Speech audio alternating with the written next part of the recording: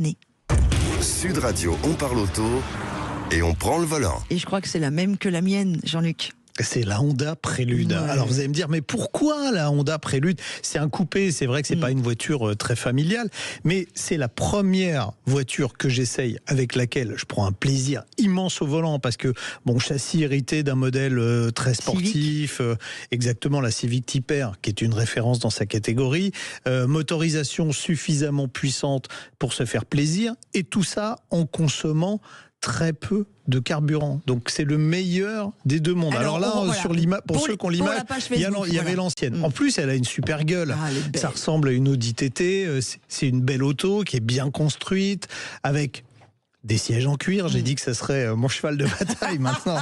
Revenons au cuir. Le cuir, c'est plus agréable, c'est plus durable et c'est plus écologique que le plastique. Ouais. C'est un bon slogan, ça. Hein. Ouais. Donc voilà, avec des vrais sièges en cuir. Donc je vous l'ai dit, des performances qui sont très largement suffisante pour se faire plaisir, et puis une consommation. Alors moi, en roulant comme un dingo, en respectant les limitations de vitesse, mais vous savez, quand on est sur une route de montagne avec des virages, on peut, sans dépasser les 80 km/h ou 90 km/h, se faire vraiment plaisir, et à rythme, on va dire déraisonnable, pour être poli. J'avais consommé 8 litres d'eau. Vous allez me dire, c'est quand même beaucoup. Oui, mais quand on conduit entre guillemets comme un bon père de famille, on est à 5,5 litres pour un véhicule qui offre des prestations, je ne vais pas dire de Porsche 911, mais au volant, franchement, un plaisir comme ça. Il n'y a pas d'autres voitures sur le marché, ou très peu d'autres voitures sur le marché qui vous le procurent. Surtout que les coupés, alors c'est un coupé de plus 2, ça c'est dans les défauts. C'est-à-dire que si vous avez des enfants à l'arrière, on pourrait toujours mettre 2 enfants. Si c'est des amis, il faudra qu'ils soient pliés en 2 ou que vous leur coupiez la tête, ce qui n'est pas super pratique pour les rentrer dans la voiture. En plus, ça tâche, même si c'est du cuir. Côté tarif, Honda a fait un petit effort, 49 900 €, c'est un poil cher. Moi, je l'aurais mis à 44 990. Voilà. Si vous m'entendez, monsieur Honda, n'hésitez pas. Bruno. Mais en même temps, il n'y en a que 400 exemplaires prévus pour la France. Ouais. Oh, c'est dommage. Ouais. Mais une voiture comme ça, avec pas de malus, on va préciser quand même, avec laquelle on peut s'amuser comme ça et qui est super jolie, il n'y en a pas d'autres. Donc c'est vraiment mon coup de cœur de l'année. Alors, c'est pas une voiture électrique, je suis désolé. Non, c'est une hybride. Mais c'est un coup de cœur. Alors, c'est une hybride, une full hybride. Oui, c'est ça.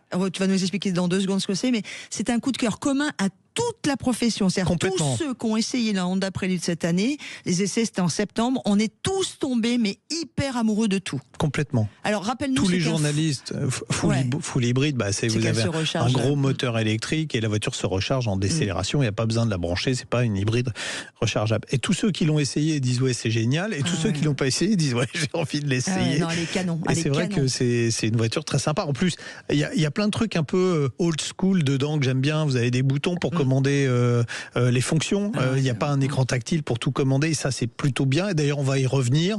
Je pense qu'on en parlera la semaine prochaine, mais 2026 sera un retour aux commandes physiques pour tout un tas de fonctions, et c'est de la sécurité. C'est de la sécurité, c'est même Euro NCAP qui le dit, arrêter les écrans tactiles multifonctions, ça fait quitter la route des yeux, et c'est terrible. Donc ça, c'est vraiment super auto. Il y a Renault qui dit c'est une voiture anti-belle-mère.